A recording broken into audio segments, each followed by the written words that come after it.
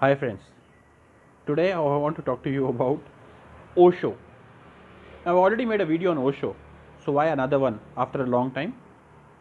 The reason is every time you talk about Osho to anybody, the topic comes to the elephant in the room, which is Osho's views on sex. And people would say, look, I don't know, what kind of a spiritual guru was he? He talked so much about sex. So I thought I'd make another video and specifically clarify his views on sex and what's wrong with it.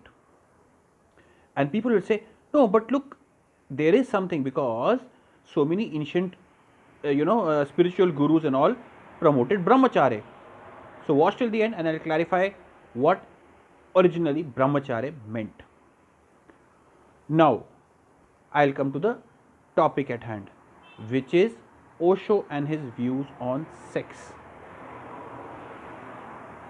It's very simple. You see, the problem is, it is when the English specifically came to India, and it's a very famous Victorian morality. They were scandalized by many practices of many Indian groups, sects, the way we depicted our goddesses. It is that prudish mentality that said, what the hell is going on? Indians are so open about sex. Our depictions, our stories, our tales of gods and goddesses. You just have to see how the biblical God is depicted. A loner up in sky, no female with him. Constant, if you read ancient Christianity, you will find all sorts of monks who do crazy penances, stay alone in rooms, closed in monasteries, and you would realize that this is a very biblical concept.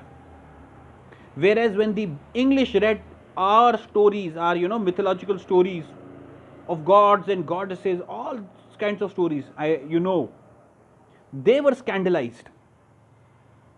One of the reasons why they considered us, not cultured enough was because they thought we were very free about sex. Extraordinarily, as the hippie age came along and the West, youth specifically, and then the rest of the West opened up to sexuality, we became the new brown sahibs. As you know, we've always copied them.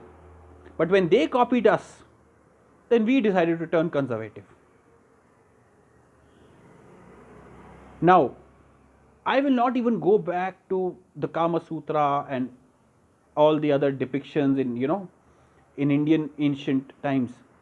All I will tell you is, what did Osho say? Osho said, sex is the most amazing creative force. Eventually, we love God because He created us. So it is an act of man and woman having sex that creates. How can the act of creation by itself be anything sinful? Right? That is what Osho spoke about. Osho said, enjoy it.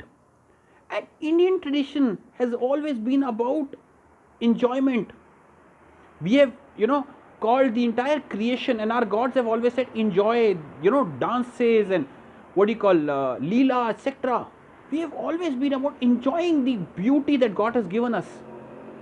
It is the West that had a very stern God, biblical God, standing and saying, don't do this, don't do that, this is bad.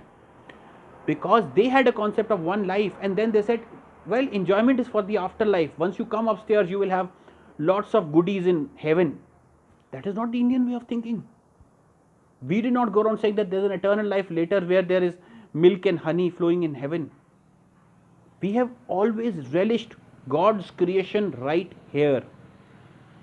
Okay, so our scriptures do not say this. This is a very Western morality, I repeat, stressed by a biblical concept. Now, Osho just stops here. If you go to Tantra, Tantra calls it a form of meditation. There are different ways in which to increase pleasure. There are different ways to increase stamina and to go on for and on and on. So Osho doesn't say anything that is radically different. There has been the way of the celibate in Hinduism, and there has always been the way of the Tantra. And Osho never says that sex is an end to itself. If you go about him, he says you have to, of course, give it up in the end if you want to, go beyond. But you can only give up something that you've really enjoyed, otherwise, you will keep thinking about it. Like food, like sex. You must experience it to get out of that frame. And here I also want to talk about all the people who call themselves Osho fans, and they say no, every other spiritual guru is nonsense, we only love Osho. Osho talks about things from Mullah Nasruddin to Zen to Nanak to Buddha, but all they make sense of is this fact that he allows everything from smoking to sex. So he's the guru for them because they don't have to bring about any other lifestyle change, and they can say we have turned spiritual. Them also, they are also responsible for the fact that people think that there is nothing to Osho beyond this. Finally, let me come to Brahmacharya. But before that, I know a lot of people also have an accusation that look, Osho also lived in luxury and in wealth. But let me keep that for another video. Now to Brahmacharya. The Indian concept of Brahmacharya always was that if you if you meditate rightfully, the energy that is released, the Kundalini, etc., how is it described in some of our scriptures? Like 1,000 orgasms. So you concentrate on giving a much more ecstasy. It is not to give up and pine for it. By default, the great Indian yogis discovered something even more ecstasy. So you went to a higher pleasure. You did not try to leave something. You graduated to something more ecstasy. If you in your life have found something more ecstatic, then you can leave this. Okay, it is not renunciation, it is going to the next level of ecstasy. I hope I clarified, and I hope I've encouraged you to read him now in a different light. Thank you and have an open mind. Bye.